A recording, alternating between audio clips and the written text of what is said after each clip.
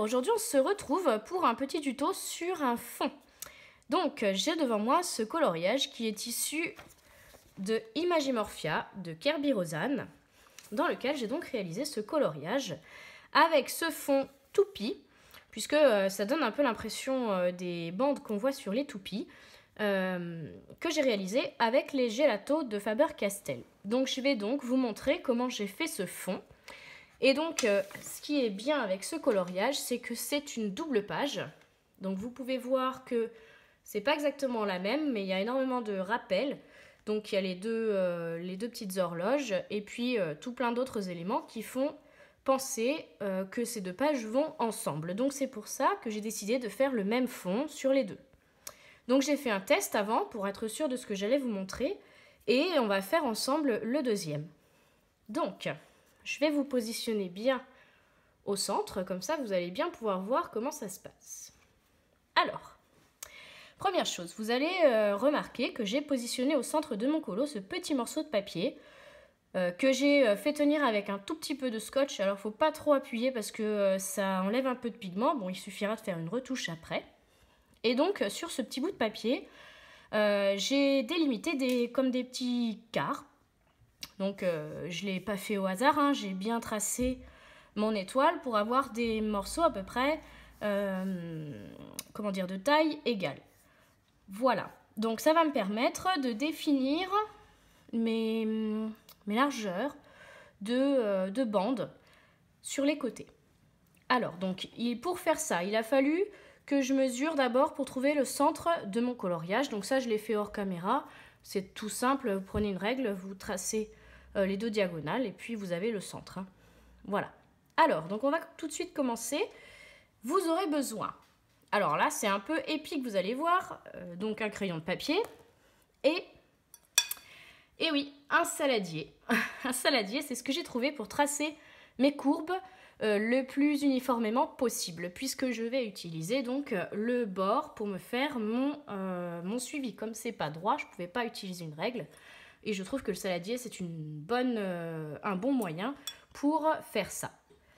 Alors, ce que je vais faire, c'est qu'à chaque fois, je vais positionner mon saladier en alignant le bord, là, avec le début d'un de mes traits que j'ai défini. Donc là, par exemple, hop, voilà. Une fois qu'il est bien, eh bien, tout simplement, je vais venir tracer sans appuyer, parce que je veux pas que ça se voie. C'est juste pour me permettre de placer correctement mes couleurs. Voilà. Quand je retire mon saladier, on voit la bande qui a été tracée. Alors, il faut bien faire attention à ce que le centre ne bouge pas. Et puis, surtout, ne pas perdre le fil pour savoir où on en est. Donc après, je le décale légèrement pour l'aligner, voilà, avec la branche suivante de mon étoile. Et je trace. À chaque fois que je vois un espace libre, hop, voilà.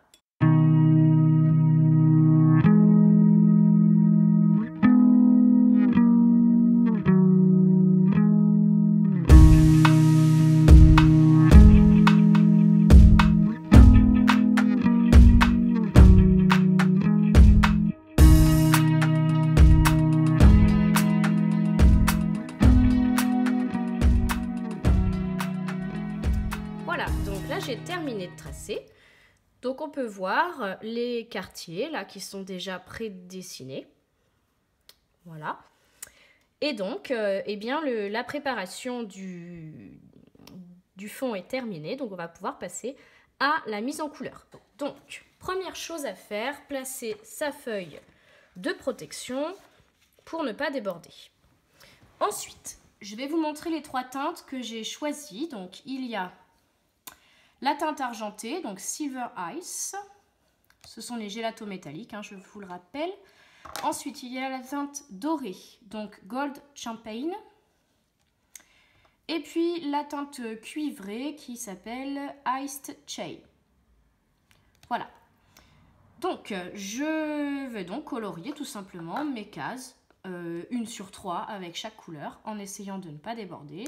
Comme je vous l'ai déjà expliqué dans ma première vidéo sur les gélatos, la partie vraiment technique, là on est passé sur du tuto. Sur la partie technique, je vous expliquais le fonctionnement. Donc on n'est pas obligé de colorier en faisant attention de ne faire aucune trace, puisque l'avantage des gélatos, c'est qu'ils s'estompent extrêmement bien comme ils sont très très gras. Donc, eh bien c'est parti, on y va.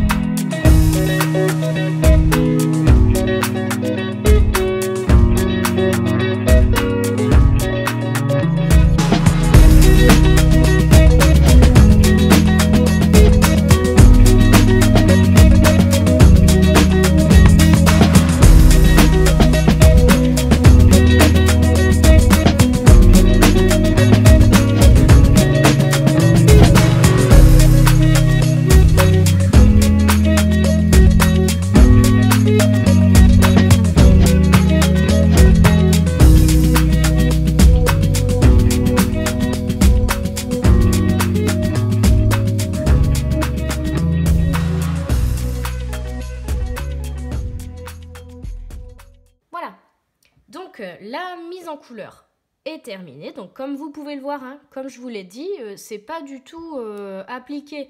J'ai pas fait attention à ne pas laisser de blanc puisque l'essence va permettre de tout fondre correctement.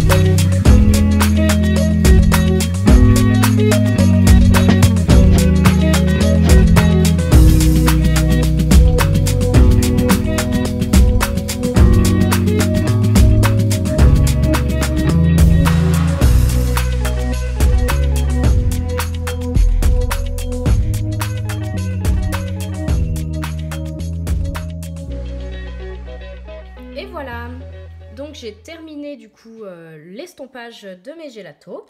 Et comme vous pouvez constater, eh bien, on n'a plus de traces et on a un fond qui est uniforme. Voilà, donc il me restera juste hors caméra rajouter quelques petits effets de lumière par-ci par-là. Et puis donc j'aurai terminé et mon coloriage ressemblera donc au premier qui est comme ceci. Donc une fois qu'il sera fini, vous retrouverez la photo bien sûr sur Facebook, sur Instagram. Et puis vous les verrez en vidéo dans une vidéo que je vous ferai sur les coloriages des mois passés. Voilà, et bien merci d'avoir regardé, j'espère que ce tuto vous sera utile. Et puis je vous dis à très bientôt pour un prochain tuto et surtout, restez connectés. Salut!